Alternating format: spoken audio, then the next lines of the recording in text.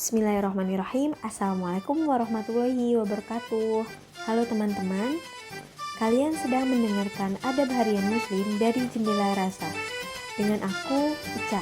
Pada episode kedua ini, kita akan membahas bab yang kedua, yaitu adab di jalan dan di perjalanan. Sebelumnya, teman-teman pasti setiap harinya itu melakukan perjalanan kan? Entah itu perjalanan yang jauh atau dekat. Ternyata ketika kita melakukan perjalanan itu ada adabnya juga loh. Nah, di sini kita akan membahas bareng-bareng nih bagaimana sih adab di jalan dan di perjalanan itu dan seperti apa. Nah, yang pertama yaitu berjalan dengan sederhana dan penuh kerendahan hati, tidak angkuh dan sombong atau memalingkan muka dari manusia karena sombong. Allah Ta'ala berfirman, وَلَا تُصَعِّرْ خَدَّكَ لِلنَّاسِ وَلَا تَمْشِي فِي الْأَرْضِ مَرَحًا إِنَّ اللَّهَ لَا يُحِبُّ كُلَّ مُخْتَالٍ فَخُورٍ, yang artinya, dan janganlah kamu memalingkan mukamu dari manusia karena sombong, dan janganlah kamu berjalan di muka bumi dengan angkuh. Sesungguhnya Allah tidak menyukai orang-orang yang sombong lagi membanggakan diri. Nah, di sini usahakan ketika kita berjalan atau sedang di perjalanan itu jangan merasa angkuh atau tidak merasa rendah hati. Bahasa istilahnya tuh jumawa. Jadi kita tuh terlalu membanggakan diri, padahal lagi-lagi kita semua di mata Allah itu sama kecuali amal dan ibadah yang telah kita lakukan. Seperti itu. Nah, kemudian yang kedua yaitu menundukkan pandangan baik laki-laki maupun perempuan. Di sini Allah Ta'ala berfirman, قُلْ لِلْمُؤْمِنِينَ يَغُضُّوا مِنْ أَبْصَارِهِمْ وَيَحْفَظُوا فُرُوجَهُمْ ذَلِكَ أَزْكَى لَهُمْ إِنَّ اللَّهَ خَبِيرٌ بِمَا يَصْنَعُونَ وَقُلْ لِلْمُؤْمِنَاتِ يَغْضُضْنَ مِنْ أَبْصَارِهِنَّ وَيَحْفَظْنَ فُرُوجَهُنَّ, yang artinya, katakanlah kepada laki-laki yang beriman agar mereka menjaga pandangannya dan memelihara kemaluannya. Yang demikian itu lebih suci bagi mereka. Sungguh Allah Maha mengetahui apa yang mereka perbuat. Dan katakanlah kepada para perempuan yang beriman agar mereka menjaga pandangannya dan memelihara kemaluannya. Nah, di sini mungkin kita semua yang sedang mengalami masa-masa remaja atau mungkin berpindah ke dewasa ya, masih sangat belajar nih bagaimana sih tentang menundukkan pandangan. Di sini menundukkan pandangan tuh bukan hanya ketika berjalan saja, tapi dimaknai juga menundukkan pandangan ketika kita dihadapkan pada sesuatu fitrah yang sudah kita terima, itu sebisa mungkin atau kita usahakan untuk menjaga. Lagi-lagi kita semua kan masih belajar ya tentang hal ini, tapi setidaknya kita berusaha nih mengurangi dengan mungkin tidak terlalu berlebihan ketika sedang berhadapan dengan lawan jenis seperti itu.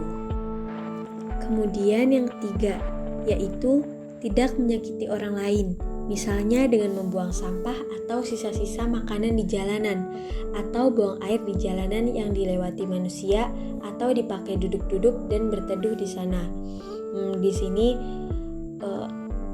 gunanya dari tempat sampah itu selain kita berusaha untuk menjaga lingkungan agar tetap bersih, ternyata barangkali ketika kita membuang sampah tidak pada tempatnya dan kita nggak melihat ada orang di depan kita, justru bisa menyakiti perasaan orang lain kan.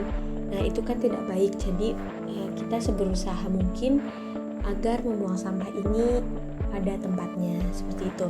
Kemudian yang keempat nih, yaitu singkirkan apapun yang dapat mengganggu orang lain di jalanan.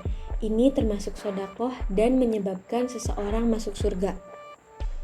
Rasulullah bersabda, "Bainama rajulun yamshi bi tariqi wajada ghusna syaukin 'ala tariqi fa akharahu fa syakarallahu lahu faghfaralah." Yang artinya, Tatkala seseorang laki-laki berjalan di jalanan, ia mendapati ranting pohon yang berduri di tengah jalan, lalu ia pun menyingkirkannya. Maka Allah menerima amalnya lalu mengampuni dosa-dosanya. Dalam satu riwayat, fa'adkhalahul jannah, lalu Allah memasukkannya ke surga.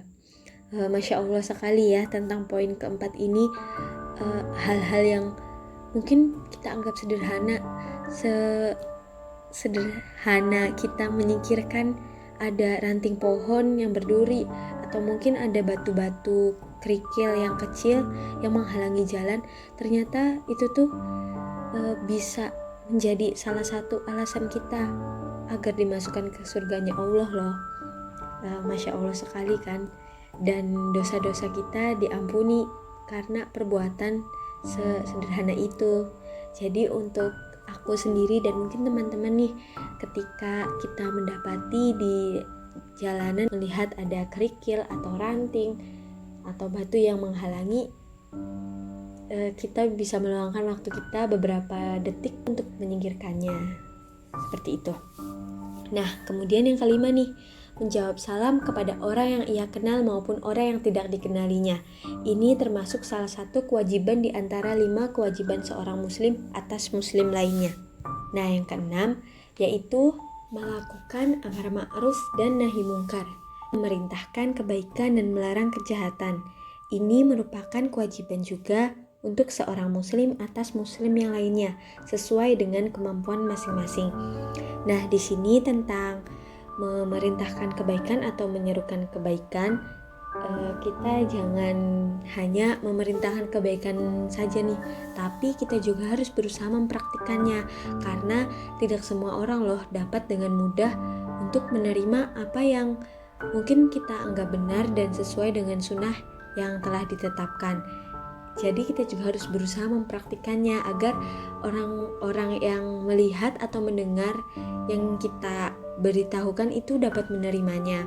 Mungkin contohnya seperti salam, ketika kita mengucapkan salam.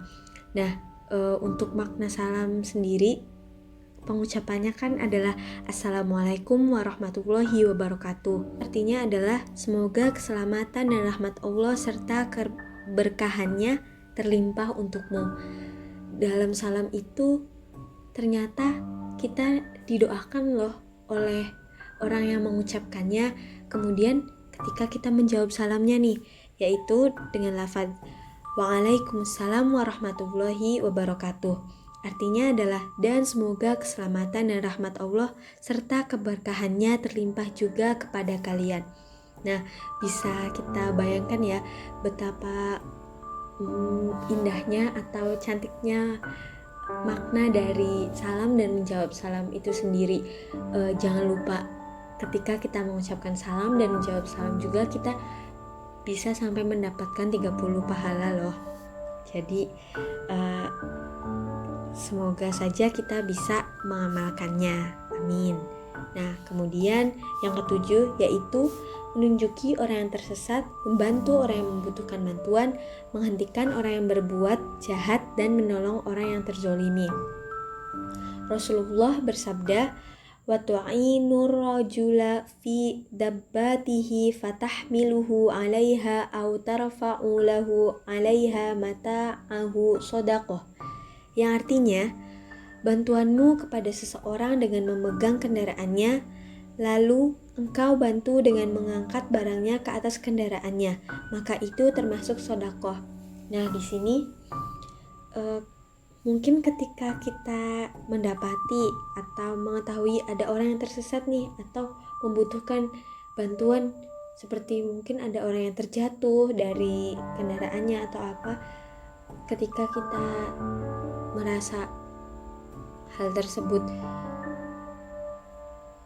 bisa ditolong, alangkah baiknya kita tolong nih, karena ternyata termasuk sedekah juga. Dan yang terakhir yaitu tidak ugal-ugalan di jalanan yang padat atau banyak pejalan kaki yang berlalu lalang, dan memberi jalan atau keleluasaan kepada orang yang lewat.